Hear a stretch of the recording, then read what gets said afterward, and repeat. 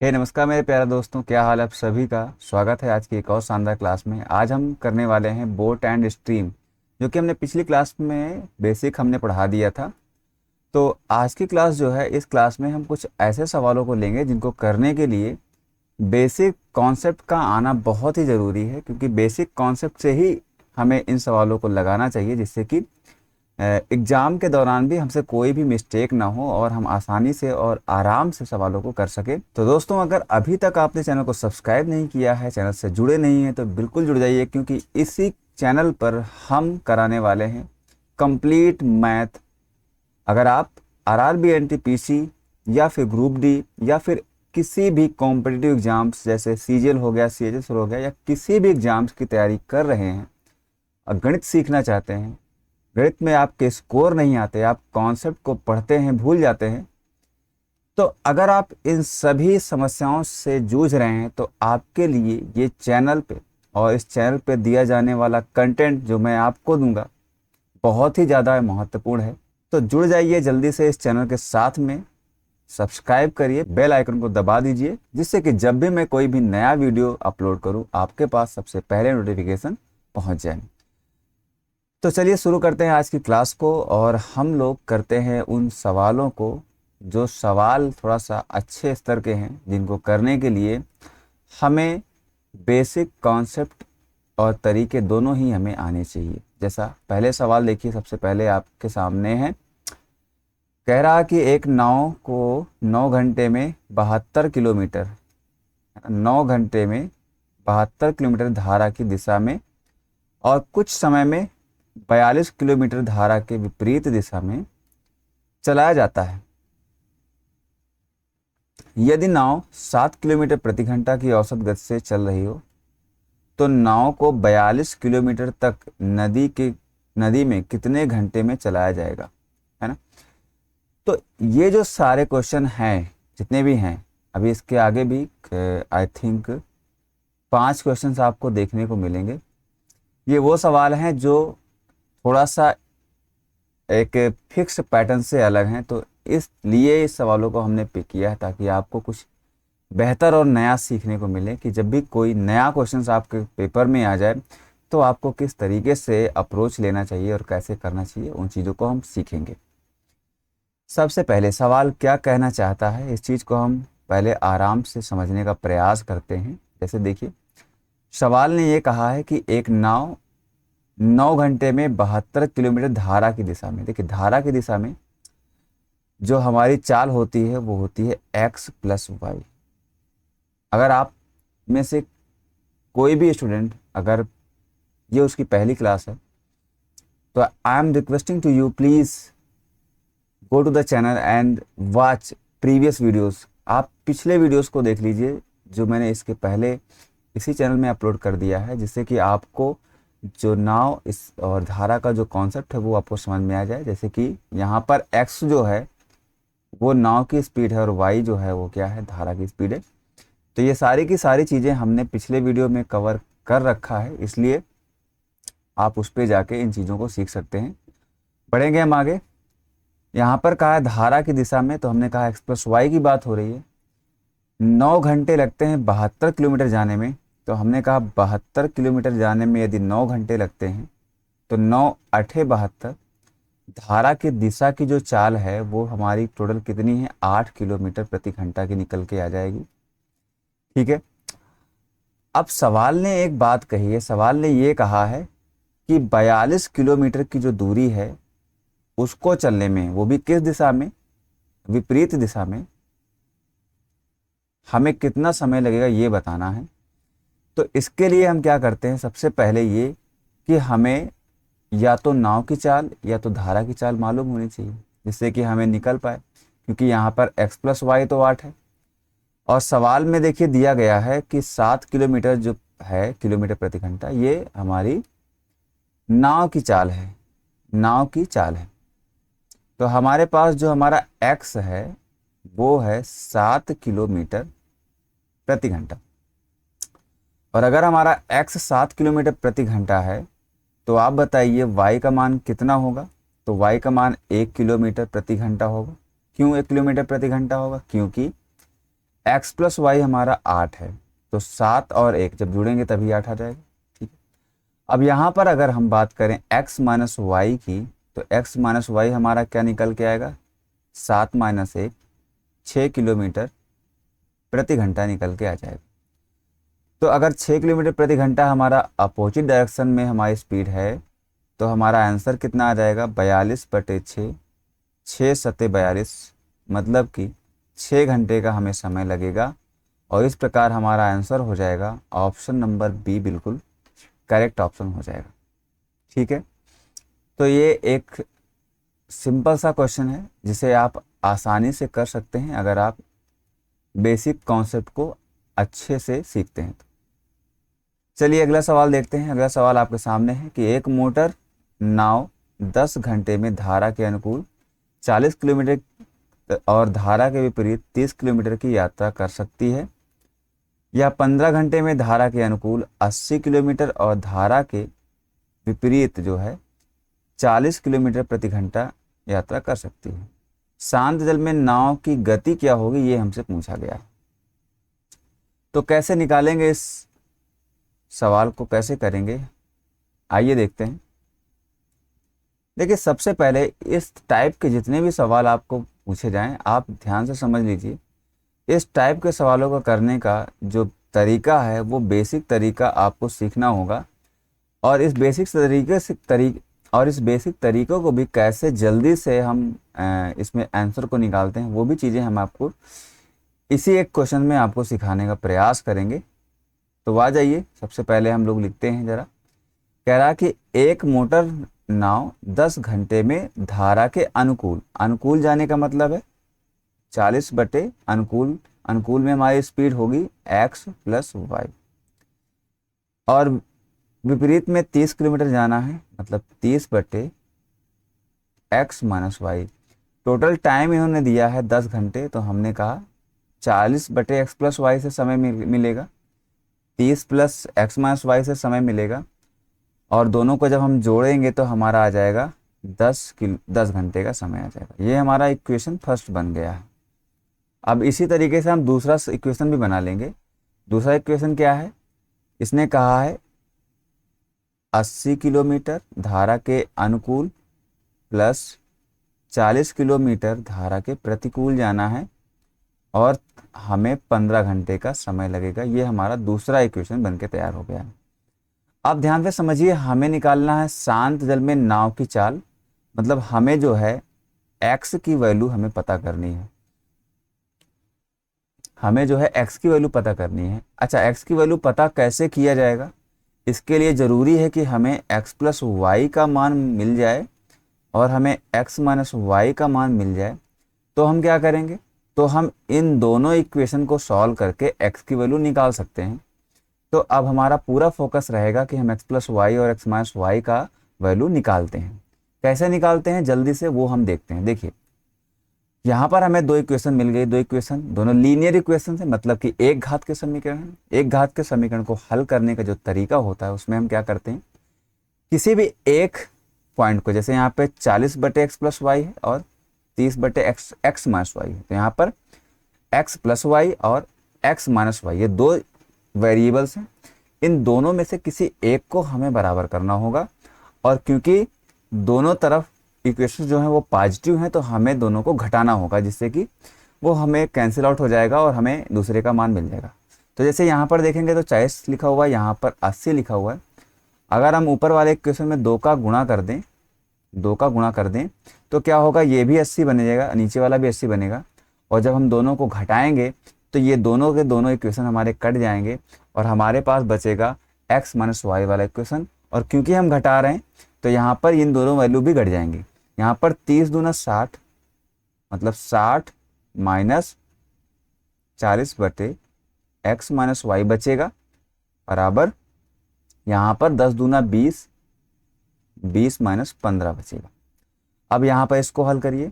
देखिए, 60 में से अगर हम 40 निकालेंगे तो 20 आ जाएगा, 20/x माइनस वाई बराबर 5। 5 से अगर हम कैंसिल करेंगे तो ये 4 बार में कट जाएगा, तो हमारा जो x माइनस वाई की वैल्यू है वो 4 निकल के आ जाएगी। ठीक, अभी हमारे पास किसकी वैल्यू आ गई, अभी हमारे पास x माइनस वाई बराबर 4 की वैल्यू आ चुकी है। अब हमें निकालना है, अब हमें निकालना है x प्लस वाई की वैल्यू पता करनी है। वो कैसे निकालेंगे उसको देख लीजिए। सबसे पहले देखिए अब ध्यान से, यहाँ पे हमें अगर x माइनस वाई की वैल्यू मिल गई है तो क्यों ना हम इस दोनों इक्वेशन में से किसी एक इक्वेशन में रख दें। तो पहले इक्वेशन में रखने में थोड़ा सा काटने में समस्या हो सकती है, क्योंकि 4 से 30 को काटने जाएंगे तो पूरा पूरा नहीं कटेगा। लेकिन अगर हम दूसरे इक्वेशन को देखें ध्यान से तो 40 लिखा हुआ जो कि आसानी से और आराम से कट जाएगा। तो हम एक काम करते हैं, हम जो है इसमें दूसरे वाले क्वेश्चन में x माइनस वाई का वैल्यू रख देते हैं। जैसे ही रख देंगे, देखिए यहाँ पर जैसे इसके जगह पर 4 रखेंगे तो ये हमारा कट के यहाँ 10 आ जाएगा। 10 बराबर के उस पार जाएगा तो 15 में से घट के 5 आ जाएगा, और इस पार हमारा 80/x प्लस वाई लिखेगा। अब यहाँ पे इसको काटिएगा तो 16 बार में कट जाएगा, और देखेंगे तो हमारा x प्लस वाई का मान 16 निकल के आ जाएगा। ठीक है, 16 निकल के आ जाएगा। अब ध्यान से समझिए, हमें x प्लस वाई और x माइनस वाई दोनों का वैल्यू मिल गया है। तो अगर हमें x की वैल्यू पता करनी है तो हम क्या करेंगे, हम इन दोनों इक्वेशन को एक बार जोड़कर आधा कर देंगे। जोड़ने का मतलब है कि 16 और 4 जोड़ेंगे तो 20 आ जाएगा, और 20 का आधा जैसे ही करेंगे तो x का वैल्यू आ जाएगा 10। 10 कहाँ लिखा हुआ है, ऑप्शन नंबर डी में लिखा गया है। इसका मतलब ऑप्शन नंबर डी 10 किलोमीटर प्रति घंटा इस सवाल का राइट आंसर है। बहुत ही इंपॉर्टेंट टाइप सवाल है, बहुत बार एग्जाम में पूछा गया है, और इस तरीके से आप लगाइएगा तो आपको बिल्कुल भी समस्या नहीं होगी और आसानी से आप लगा सकते हैं, है ना। अगर आपको थोड़ा सा भी डाउट है इस क्वेश्चन को तो आप दोबारा इस क्वेश्चन को देख लीजिए, क्योंकि ये सवाल मोस्ट इंपॉर्टेंट क्वेश्चन है। ये 100% एग्जाम में पूछा जाता है, और इसको लगाने का कोई शॉर्ट ट्रिक अगर आप सीख रहे हैं तो आप फंस जाएंगे। इसलिए शॉर्ट ट्रिक सीखने के बजाय आप इस सवाल को बेसिक से ही करेंगे, ज़्यादा बेटर रहेगा। चलिए बढ़ते हैं अगले प्रश्न की ओर। अगला प्रश्न आपके सामने है। कहा जा रहा है कि शांत पानी में एक नाव की गति धारा के प्रतिकूल से 50% अधिक है। यदि नाव को धारा के अनुकूल P से Q तक पहुंचने में 20 मिनट समय लगते हैं, तो धारा के प्रतिकूल Q से P तक पहुंचने में कितना समय लगेगा। देखिए पहले केस को समझते हैं कि आखिर ये जो सवाल कह रहा है ये केस क्या है। P से Q तक की बात की जा रही है। इस सवाल में एक बात तो साफ है कि दूरी बदल नहीं रही है। अगर दूरी हमारी कांस्टेंट है, दूरी नहीं बदल रही है, तो स्पीड का रेशियो का उल्टा हमारा टाइम का रेशियो होता है। ये हमने चाल समय दूरी का जो बेसिक कॉन्सेप्ट हमने सीखा है पहली क्लास में, आई थिंक हमने बताया हुआ है। तो वो चीज़ यहाँ पर हमको मिल गई कि दूरी कांस्टेंट है, तो जो स्पीड का रेशियो होगा उसका उल्टा हमारा टाइम का रेशियो बन जाएगा। अब बात ये उठती है कि यहाँ पर जो समय दिया गया है वो दिया गया है क्या, अनुकूल दिशा में और प्रतिकूल दिशा में। अच्छा, इसके अलावा यहाँ पर कहा गया कि शांत पानी में एक नाव की गति, मतलब x की गति प्रतिकूल गति से, अब प्रतिकूल का मतलब क्या होता है, x माइनस वाई होता है, 50% अधिक है। इसका क्या मतलब है कि अगर हमारा x माइनस वाई 2 है तो x का वैल्यू 3 होगा। अब यहाँ पर आप ध्यान से समझिए, अगर x का वैल्यू 3 है, x माइनस का वैल्यू 2 है, तो आप बताइए y का वैल्यू क्या होगा। y का वैल्यू क्या होगा, देखिए अगर x में जो कि वैल्यू 3 है, हम 1 घटा देंगे तो y का x माइनस वाई 2 आ जाएगा। इसका मतलब y का मान 1 होगा, y का मान 1 होगा। अब यहाँ पर देखिए हमारे पास मिल गया है x और y दोनों मिल गए हैं। सवाल ने कहा है कि P से Q जाने में उसे 20 मिनट लगा है, मतलब धारा की दिशा में जाने में, धारा की दिशा में इधर की ओर जाने में 20 मिनट का समय लगा है।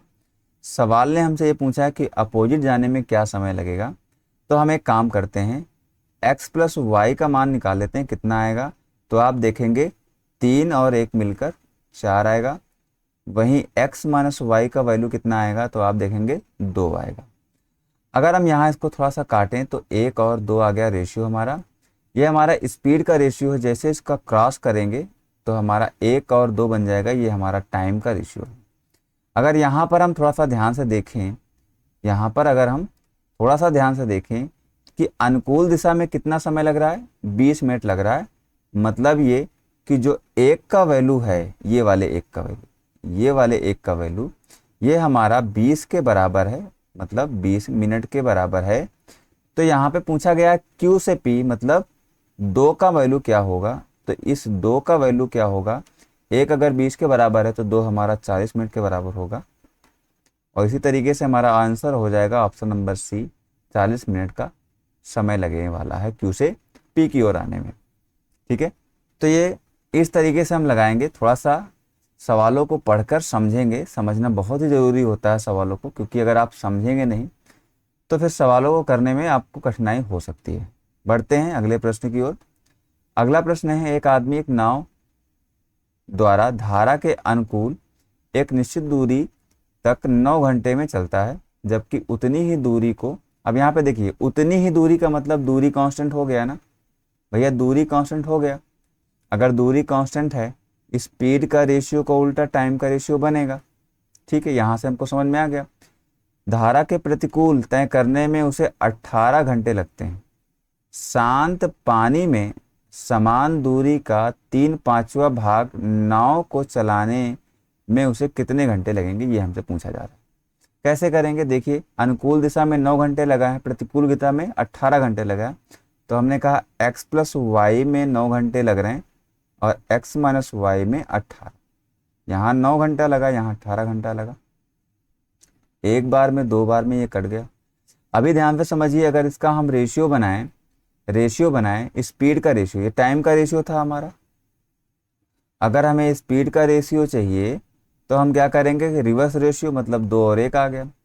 अब यहाँ पर हमने एक काम किया, हमने कहा स्पीड अगर रियल स्पीड बनानी है तो इसमें a का गुणा कर लेते हैं। हमने a का गुणा भी कर लिया।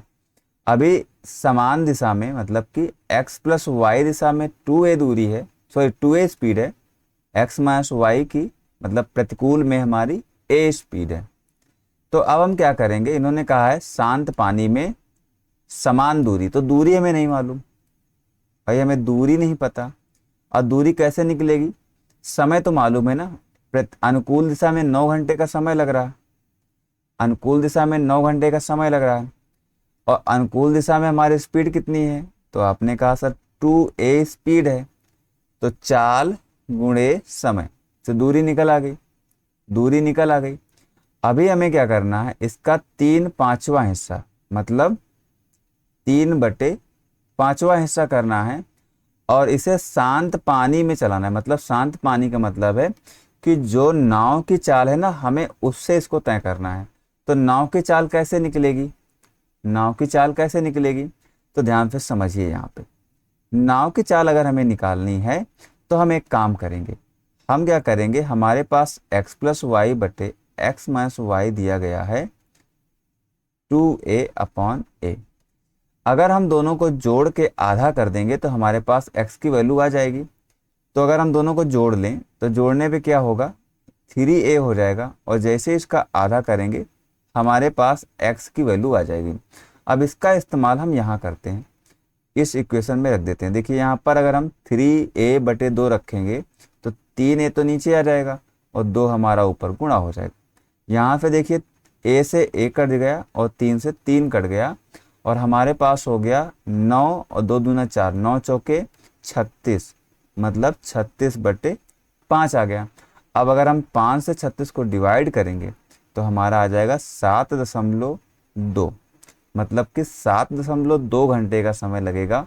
ऑप्शन नंबर बी इस क्वेश्चन का राइट होगा। ठीक है, बढ़ते हैं अगले प्रश्न की ओर। अगला प्रश्न आपके सामने है, इसको भी आराम से पढ़िए, उसके बाद सवाल का उत्तर हम लोग देते हैं। कह रहा कि एक नाव धारा की दिशा में A से B तक जाती है, जो कि 10 किलोमीटर की दूरी पर है। मतलब ये कि A से B तक 10 किलोमीटर की दूरी है, ये बात हमें समझ में आ गई। यहाँ से आगे बढ़ते हैं। वापस B पर आती है, मतलब पहले गया इधर से और फिर वापस आया, है ना। A से B जाती है और फिर वापस आते हैं। यदि शांत जल में नाव की चाल 3 किलोमीटर, मतलब हमें x का मान दिया गया है 3 किलोमीटर,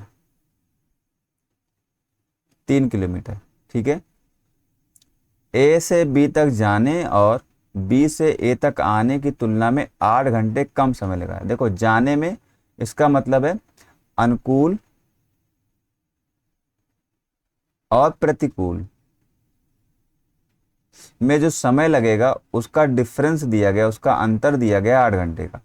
मतलब ये कि अगर हम नाव से अनुकूल दिशा में जाते हैं तो जितना समय लगेगा, और अगर हम नाव से वापस आए प्रतिकूल में आए तो जितना समय लगेगा, उसका जो डिफरेंस है, उसका जो अंतर है, वो 8 घंटे का अंतर आ रहा है। ठीक है, तो नाव को असली चाल ए से बी तक के लिए क्या होनी चाहिए यदि उसे यह दूरी, कौन सी दूरी, 10 किलोमीटर की दूरी को 10 मिनट में तय करना हो। ठीक है, तो चलिए पहले इसको हम करते हैं, है ना, जो यहाँ पर जितने डेटा दिया गया है, और लास्ट में हमें 10 की स्पीड से तय करना है ना, ए से बी की ओर, मतलब दिशा की ओर। तो हमें बताना है कि नाव की स्पीड क्या होगी सांदल में। तो सबसे पहली बात ये कि यहाँ पर दिया गया है कि दूरी नहीं बदल रही है। दूरी नहीं बदल रही है तो हम एक काम कर सकते हैं कि हमारे पास जो दूरी है ना, वो रेशियो बना सकते हैं। पर रेशियो में एक दिक्कत है कि समय दोनों का दिया नहीं गया, समय का अंतर दिया गया है, और ना ही दोनों की स्पीड दिया गया है, तो रेशियो बनाना ठीक नहीं रहेगा, है ना। तब अब आते हैं हम बेसिक्स पे। बेसिक्स कैसे कर लगाएंगे? इसने कहा 10 किलोमीटर जाना है हमको। किधर जाना है? दिशा में जाना है। दिशा में जाने का मतलब है कि नाव की चाल और धारा की चाल दोनों जुड़ जाएगी। नाव की चाल तो दिया गया है 3, और प्लस धारा की चाल हमने y रख लिया। ठीक, ये आ गया। उसके बाद जो है इन्होंने ये भी बता दिया है, इन्होंने ये भी बता